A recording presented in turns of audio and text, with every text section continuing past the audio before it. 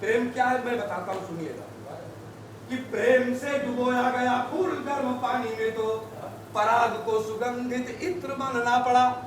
पराग जीवन देता है, जीवनदायी है, इत्र लगाया उड़ गया, लेकिन जब बड़े मोहब्बत के साथ उस फूल को गर्म पानी में डुबोते हैं तो अपने आप को कुर्बान कर देता, इत्र बन जाता है। प्रेम से डुबोया गया फूल गर्म पानी में तो पराग को सुगंधित इत्र बनना पड़ा।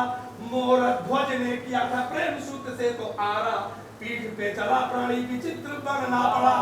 मीराबाई जी ने किया प्रेम जब मोहन से तो जहर को सुधा पवित्र बनना पड़ा, तो गरल को सुधा पवित्र बनना पड़ा। और किया प्रेम शेखर सुभाष ने मां भारती से वीर बलिदानी का चरित्र बनना पड़ा।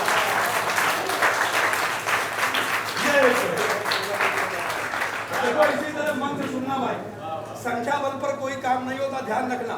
कुरुक्षेत्र के मैदान में अकेले कृष्ण कथा बांध रहे थे, एक अकेला अर्जुन सुनने वाला था। सूर्य जी अकेले कथा बांध रहे थे, परीक्षित अकेले सुन रहे थे। गरुड़ जी अकेले, तमाम उदाहरण दूंगा मैं, बहुत पढ़ा हूँ। गरुड़ जी अकेले कथा बांध रहे थे, काकभूषुंडी मुनि अकेले कथा बांध रहे थे और गरुड़ जी अकेले सुन रहे थे। यहाँ आप भी तमाम है, हम भी तमाम है।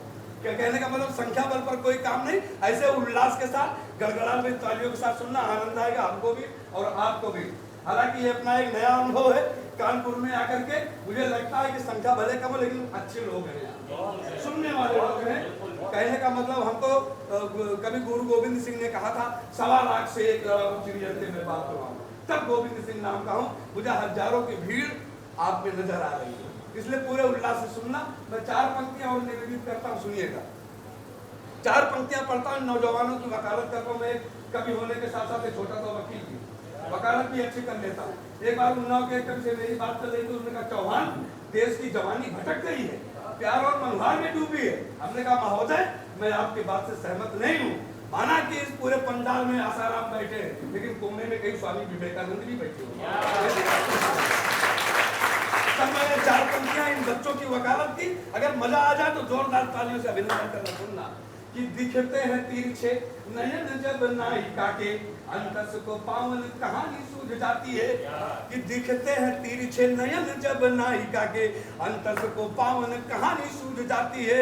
और झनकार मन की मधुर मनुहार से वो पल भर में ही तो जुबानी बूझ जाती है। किंतु जब कानों में चुनौती भरी ललकार, सीमा पर क्रूर शत्रुओं की गूंज जाती है, सीमा पर क्रूर शत्रुओं की गूंज जाती है। तब प्रेम मातृभूमि के प्रति उमड़ते ही आंख बंद करके जवानी जूझ जाती है, आंख बंद करके जवानी जूझ जाती है। अच्छा 4 पंक्तियां बच्चों, फिर मैं चुनौती देता हूँ। ये 4 पंक्तियों में 4 पंक्तियां बहुत हैं, लेकिन एक छोटी सी रचना पढ़ूंगा। अभी मैं मन बना रहा हूँ कि आप हम हमारे लायक बन जाए। तो 4 पंक्तियां और पढ़ता हूँ, सुनिएगा। कि दही को बिलोर के निकाल पाए घृत नहीं। और ये तुम्हें चुनौती है। चुनौती हमेशा शेर स्वीकार करता है, गीदड़ तो अपनी पूंछ दिपा के भाग जाता है। यदि शेर बैठे हो तो स्वीकार करना आप सभी माताएं बहनें। कि दही को बिलोर के, बिलोरना सब जानते हैं, उर्दू भाषा के शब्द है मसना। कि दही को बिलोर के निकाल पाए घृत नहीं, तो बताओ फिर वो मखानी किस काम की। कि दही को बिलोर के निकाल पाए घृत नहीं, तो बताओ फिर वो मथाने किस काम की। प्यास कोई झरना बुझा सके न लेस मात्र, तो बताओ नीर की रवानी किस काम की। सार कोई निकले न यदि अंत में कथा के, तो बताओ फिर वो कहानी किस काम की। तो बताओ फिर वो कहानी किस काम की।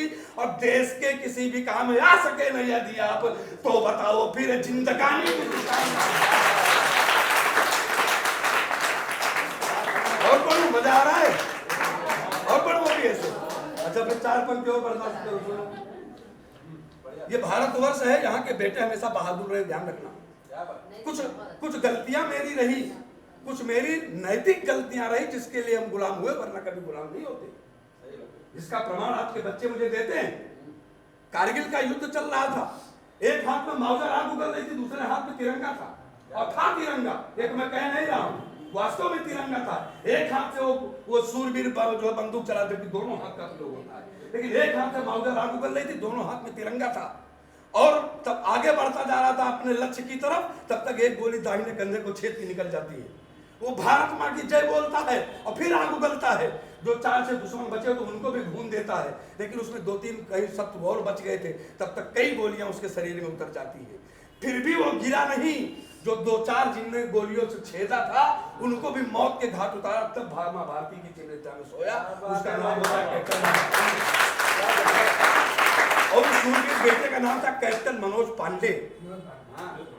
कैप्टन मनोज पांडे ने अपने अंतिम शब्द, अंतिम श्वासों में जो कहा वही कविता बन गई। मैं तो सेना के मुख्यालय में गया तो वहां देखा एक शिलालेख लगा हुआ है, उसमें कुछ शब्द लिखे हुए हैं, नीचे लिखा था कैप्टन मनोज पांडे। अर्थात नए रंगरूटों को, नए सैनिकों को कुछ शिक्षा मिल सके इसलिए वो लगाया गया कि वृंदावन की गली गली में गोपी ग्वाल संग माखन चुराया और रास भी रचाया था। वृंदावन की गली गली में गोपी ग्वाल संग माखन चुराया और रास भी रचाया था। वृंदावन की गली गली में गोपी ग्वाल संग माखन चुराया और रास भी रचाया था। दया के निधान ने विधान का पवित्र पाठ मानवों के साथ दानवों को भी पढ़ाया था। परिणाम कोई भी नहीं तुम्हारे हाथ में है, परिभाषा कर्म वाली खूब समझाया था। परिभाषा कर्म वाली खूब समझाया था। और पापियों का सर्वनाश करने हेतु जग से बांसुरी बजाना छोड़ चक्र भी चलाया था।